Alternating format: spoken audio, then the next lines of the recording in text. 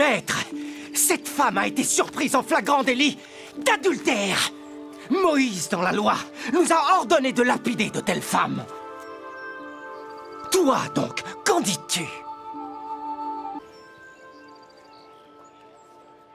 Que celui de vous qui est sans péché jette le premier la pierre contre elle.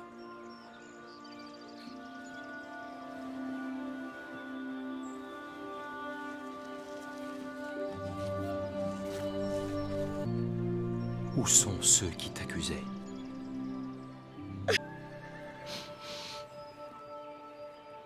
Non, Seigneur.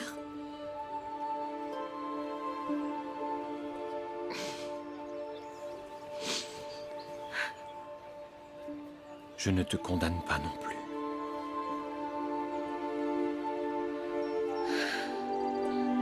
Alors, contrairement à Jésus, votre Mohammed, il lapidait les femmes. Bienvenue à tous, j'espère que vous allez tous bien. Alhamdulillah, Ismaël aussi pour vous servir, Inch'Allah, ta'ala. Si vous ne vous êtes pas abonné, pensez à le faire, que ce soit YouTube, que ce soit Facebook, que ce soit TikTok, Ismaël aussi, de l'inter-religieux, un ancien chrétien converti à l'islam, fier de l'être jusqu'aujourd'hui, Inch'Allah, ta'ala. Alors, le sujet en question, c'est que Jésus-Christ, il aurait, comment dirais-je, non seulement innocenté, mais plutôt il aurait refusé la condamnation d'une dame qui avait forniqué. Du coup, on trouve que dans le patrimoine islamique où Mohammed, lui, il lapidait ces femmes-là, et Jésus, le miséricordieux, le plus grand amour, et lui, il n'en fait pas comme Mohammed alayhi sallam. Du coup, entre Jésus et puis Mohammed, qui est le plus miséricordieux, vous l'avez deviné, c'est bien Jésus. Bienvenue à tous, j'espère que vous êtes tous bien. Alhamdulillah. Comme vous le savez, cette histoire va se passer dans Jean 8, verset 1. Il ne fait plus. Jésus aurait dit encore que celui qui n'a jamais péché jette la pierre. Du coup, cet épisode aujourd'hui passionne tellement les chrétiens, et puis plutôt ça les encourage aussi à aller dans cet acte-là, délibérément, et puis ils trouvent que c'est un acte qui n'est pas condamnable, et ils mettent en cause maintenant la dureté ou bien la rigueur, la rigorosité de Mohammed alayhi sallam ou de l'islam, Inch'Allah. Du coup, nous, ce que nous allons faire dans cette vidéo, c'est de décrypter cette vidéo et puis décrypter aussi le texte coranique, voir en conclusion l'éthique qui peut ressortir de ces deux textes-là, Inch'Allah.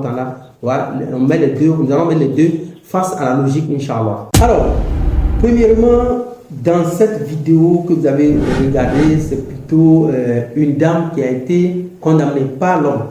Du coup, nous allons lire le texte coranique, Inch'Allah, où il est dit dans le Sourate 24, verset 2, Allah dit: la fornicatrice et le fornicateur fouettaient chacun de 100 coups de fouet.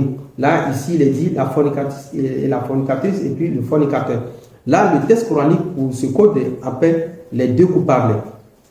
Du coup, il est question de fouet ici et non pas la lapidation. Ça, c'est d'abord un premier point. Ok. Une chose qui est triste, beaucoup plus morose, ce que les dirigeants chrétiens n'ont jamais fait connaître aux adeptes béats qui les suivent, c'est que la Bible regorge souvent des notions inexplicables.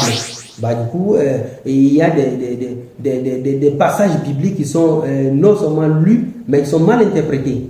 Reprenons maintenant dans la Bible, dans Deutéronome 22, verset 22, qu'est-ce qu'il est dit? Il est dit: si l'on trouve un homme couché avec une femme mariée, si l'on trouve un homme couché avec une femme mariée, ils mourront tous deux. Là, dans Deutéronome 22, verset 22, il est question de si l'on trouve un homme couché avec une femme mariée.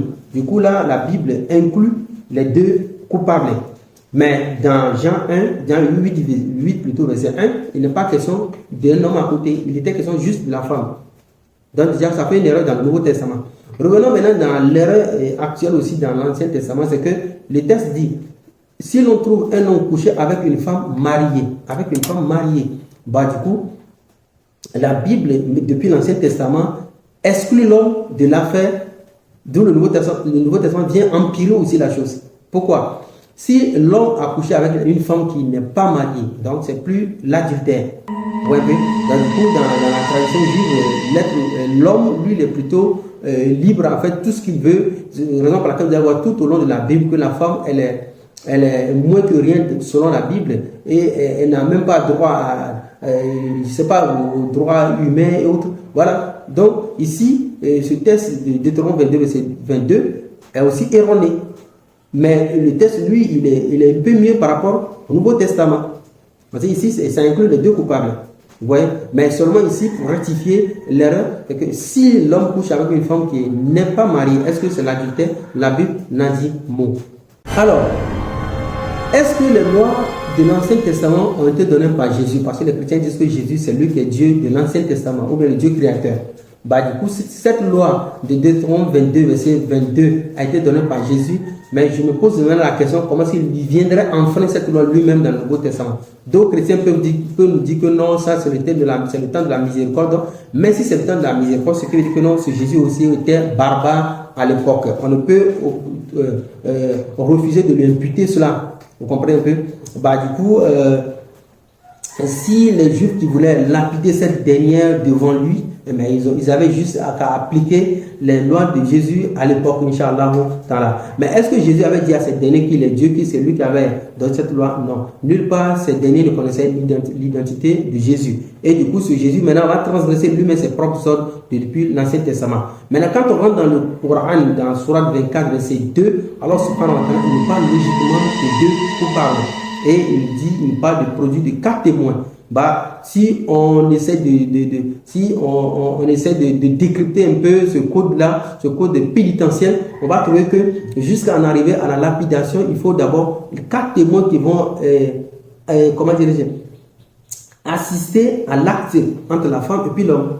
Le premier assiste, il appelle jusqu'à 4. Mais il faut qu'il ait ces 4 témoins-là oculaires des faits. Et maintenant, on va maintenant à la chefferie, ou appelez comme vous voulez. C'est là maintenant ces derniers seront jugés.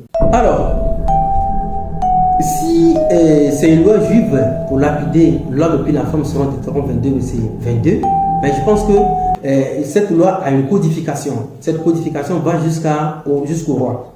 Bah, à l'époque, les Juifs ne croyaient pas à Jésus. Mais je me demande comment est-ce qu'ils enverraient une femme devant lui pour appliquer une loi. Et s'ils s'y opposaient, je me demande comment est-ce que les Juifs vont s'y plier à son opinion ou bien à ses opinions. Donc du coup, là on voit la fausseté de l'histoire, tout son déroulement, comment dire, la facette de l'histoire qui a voulu montrer un Jésus miséricordieux, pourtant cela existait depuis bel et bien dans la Bible. Donc vous voyez, pour déduire de cela, est-ce que Jésus était un roi en Israël? Non. Est-ce que Jésus était considéré comme un vrai prophète en Israël? Non. Mais où est-ce qu'il y a la vraie raison pour que les Juifs viennent devant lui avec cette application de la loi? Et si Jésus s'y opposait, où est-ce que viendrait cette loi de la soumission des Juifs à l'opinion de Jésus? Cela va être beaucoup plus explicite quand c'est-à-dire quand cette histoire-là ne va pas se retrouver dans les plus anciens manuscrits. C'est la Bible elle-même qui le dit, que cette histoire ne se retrouve pas dans les anciens manuscrits. Dans la plupart, ça ne se retrouve pas. Alors, nous avons ici la Bible avec nous. Nous avons ici la Bible avec nous, la Sainte Bible, traduite d'après les textes originaux hébreux et grecs. Prenons Jean 8, verset 1. Qu'est-ce qu'il est dit? Alors, regardons en bas ce qu'ils ont dit. Ils ont dit, le passage 7, verset 53 à 8, 11, manque dans plusieurs des anciens manuscrits de l'évangile de Jean.